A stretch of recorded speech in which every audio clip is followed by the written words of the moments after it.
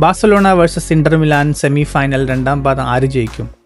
ഞാൻ പറയുന്നു ബാഴ്സലോണ തോൽക്കാൻ 60% ചാൻസ് ഉണ്ട് എന്നാണ്.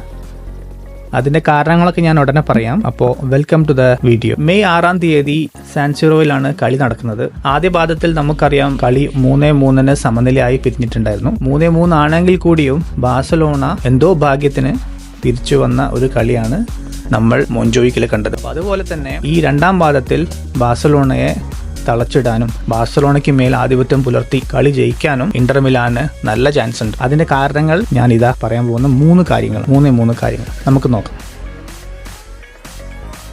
ആദ്യത്തെ കാരണം എന്ന് പറയുന്നത് സെറ്റ് പീസ് അഡ്വാൻറ്റേജ് ആണ്. നമുക്കറിയാം ആദ്യപാദ മത്സരത്തിൽ ഡെൻസൽ ഡംഫ്രീസ് എന്ന പ്ലെയർ കോർണർ കിക്കിൽ നിന്ന് 2 ഗോളുകളാണ് ബാഴ്സലോണയ്ക്കെതിരെ അടിച്ചത്. ഇന്ററിന്റെ ഒരു ഫിസിക്കൽ ഗെയിമും അതുപോലെ തന്നെ അവരുടെ മിഡ്ഫീൽഡിലെ പ്രധാന പ്ലെയർ ആയിട്ടുള്ള ഹക്കൻ ചാൽനോഗ്ലു എന്ന് പറയുന്ന ആളുടെ വ്യക്തതയാർന്ന പാസുകൾ, ഈ പാസുകളെല്ലാം എടുക്കുമ്പോൾ ഡെഡ് ബോളിൽ ഇന്റർ ബാഴ്സലോണയ്ക്കെതിരെ ഗോൾ അടിക്കാൻ വളരെ ചാൻസ് കൂടുതലാണ്. റീസൺ നമ്പർ 2 ബാഴ്സലോണയുടെ ഹൈലൈൻ ഡിഫൻസ് തന്നെയാണ്. നമുക്കറിയാം ബാഴ്സലോണയുടെ ഈ സീസണിലെ പ്രധാന ആകർഷണം എന്ന് പറയുന്നത് ഈ ഹൈലൈൻ ഡിഫൻസ് ആണ്. എല്ലാ പ്ലേയേഴ്സിനെയും വളരെ മുന്നോട്ട് കയറ്റി നിർത്തിയിട്ട് മറ്റുള്ള എതിർ ടീമിന്റെ പ്ലേയേഴ്സിനെ ഓഫ് സൈഡ് ട്രാപ്പിൽ കുടുക്കിയിട്ട് കളി ജയിക്കുന്ന ഒരു ടാക്ടിക്സ് ആണ് ബാഴ്സലോണ ഇപ്പം ഈ സീസണിൽ ചെയ്തുകൊണ്ടിരിക്കുന്നത്. അപ്പോൾ അതുകൊണ്ട് തന്നെ ഇതൊരു റിസ്ക് ആൻഡ് റിവാർഡ് സ്കീമാണ്, നമ്മൾ ഫൈനാൻഷ്യൽ ടേമിലൊക്കെ പറയുന്ന പോലെ.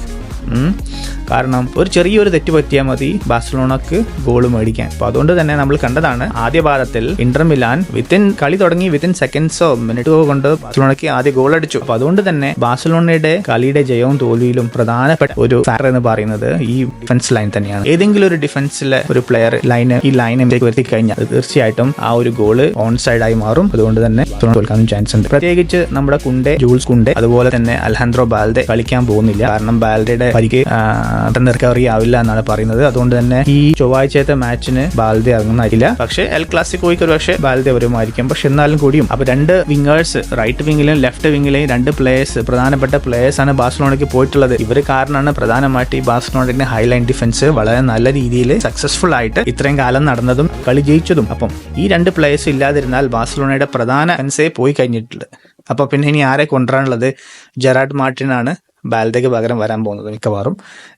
അതല്ലെങ്കിൽ റൈറ്റ് വിങ്ങില് കുണ്ടേക്ക് പകരം ആര് വരും എന്നുള്ളത് ഇപ്പോഴും അറിയില്ല. ഒന്നെങ്കിൽ അറൗഹോ വരുമായിരിക്കും, അല്ലെങ്കിൽ നമ്മുടെ എറിക് ഗാർസിയ വരുമായിരിക്കും. എന്തായാലും കാത്തിരുന്ന് കാണാം. ചൊവ്വാഴ്ച ടീമിന്റെ ലൈനപ്പ് വരുമ്പോൾ നമുക്ക് അറിയാൻ പറ്റും ആരായിരിക്കും കളിക്കാൻ പോകുന്നത്. ഞാൻ പറഞ്ഞു വരുന്നത് ബാഴ്സലോണയുടെ ഹൈ ലൈൻ ഡിഫൻസ് ആണ് ബാഴ്സലോണയ്ക്ക് തോൽവിക്കും ജയത്തിനും എല്ലാം കാരണമായിട്ടുള്ള തുറപ്പുചീട്ടെന്ന് പറയുന്നത്. അതുകൊണ്ട് തന്നെ എന്തെങ്കിലും ഒരു പോളിച്ച തവണ ഡിഫൻസിൽ വരുത്തി കഴിഞ്ഞാൽ ബാഴ്സലോണയ്ക്ക് ചാമ്പ്യൻസ് ലീഗിൽ നിന്ന് പുറത്തു പോകാൻ വളരെ എളുപ്പമായിരിക്കും എന്നാണ് പറയാനുള്ളത്. ഇനി നമുക്ക് 3ാമത്തെ പോയിന്റ് നോക്കാം. അത് മറ്റൊന്നുമല്ല, ഇന്റർ കളിക്കാൻ പോകുന്നത് അവരുടെ ഹോം ഗ്രൗണ്ടിൽ തന്നെയാണ്. അപ്പോൾ നമുക്കറിയാം ഒരു ഹോം ഗ്രൗണ്ടിൽ ഒരു ടീമിന് എത്രത്തോളം അഡ്വാൻറ്റേജ് കിട്ടുമെന്നുള്ളത് അറിയാം. പ്രത്യേകിച്ച് UCL സെമി ഫൈനലും കൂടി ആകുമ്പോൾ അത് പറയും വേണ്ടിയല്ലോ. സ്റ്റേഡിയം മൊത്തം ഫുള്ളായിരിക്കും.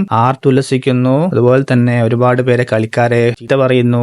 അപ്പൊ അതുകൊണ്ട് തന്നെ ഇങ്ങനെയുള്ള ഒരു അറ്റ്മോസ്ഫിയറിൽ ബാഴ്സലോണയുടെ യങ്സ്റ്റേഴ്സ് ആയിട്ടുള്ള പ്ലേയേഴ്സ് എങ്ങനെ പ്രതികരിക്കും എന്നുള്ളത് കണ്ടറിയണം. ഇങ്ങനെ പ്രതികരിച്ച് കഴിയുമ്പോൾ അത് അവരുടെ ആത്മവിശ്വാസത്തെ ബാധിക്കാൻ ചാൻസ് ഉണ്ട്. അപ്പൊ അതുകൊണ്ട് തന്നെ ബാഴ്സലോണയ്ക്ക് എങ്ങനെ കളിക്കാൻ പറ്റും എന്നുള്ളത് നമുക്ക് കണ്ടറിയാം. അതാണ് 3ാമത്. പിന്നെ മറ്റൊരു കാര്യം എന്ന് പറഞ്ഞാൽ നമുക്ക് നോക്കാനുള്ളത് ഇന്ററിന് ആകെ ഒരു പോരായ്മ അല്ലെങ്കിൽ ഒരു ചെറിയൊരു ഡ്രോബാക്ക് എന്ന് പറയുന്നത് അവരുടെ ക്യാപ്റ്റൻ ആയിട്ടുള്ള ലൗട്ടാറോ മാർട്ടിനസ് കളിക്കുന്നില്ല എന്നുള്ളതാണ്. ഇഞ്ചുറിയാണ്. അപ്പൊ അതുകൊണ്ട് തന്നെ ഇങ്ങനെയാണെങ്കിൽ കൂടിയിട്ടും വേറെ പ്രശ്നങ്ങളൊന്നും ഇന്ററിന് ഇല്ല. കഴിഞ്ഞ ആഴ്ചയിലും അവരുടെ മൊത്തം പ്ലേയേഴ്സിനെയും പുറത്തിരുത്തിയിട്ടുള്ളതാണ്. അപ്പൊ അതുകൊണ്ട് തന്നെ കളി വളരെ എളുപ്പമായിരിക്കും ഇന്ററിന് എന്നാണ് എനിക്ക് പറയാനുള്ളത്. ഈ കാരണങ്ങൾ കൊണ്ടെല്ലാം തന്നെ ബാഴ്സലോണ തോൽക്കാൻ ചാൻസ് കൂടുതലാണ്. ബാഴ്സലോണ ജയിക്കണമെന്നുണ്ടെങ്കിൽ ബാഴ്സലോണയ്ക്ക് മെയിൻ ആയിട്ട് ആ ഒരു ഹൈ ഡിഫൻസീവ് ലൈന് ഒന്ന് ഫിക്സ് ചെയ്തിട്ട് അതിൽ ആ ഡിഫൻസിൽ ഒരു പഴുതും ഇല്ലാണ്ട് കളിച്ചാൽ മാത്രമാണ് ബാഴ്സലോണയ്ക്ക് തവണ ചാൻസ് ഉള്ളൂ. അതാണ് എന്റെ ടേക്ക്. ഇനി നിങ്ങളുടെ അഭിപ്രായങ്ങളും നിങ്ങളുടെ നിർദ്ദേശങ്ങളും അതുപോലെ തന്നെ നിങ്ങളുടെ പ്രഡിക്ഷൻ എല്ലാം അറിയിക്കുക. അപ്പൊ എല്ലാവർക്കും നല്ലൊരു മാച്ച് ഞാൻ ആശംസിക്കുകയാണ്. അപ്പൊ എല്ലാവർക്കും നന്ദി, നമസ്കാരം. See you in the next video.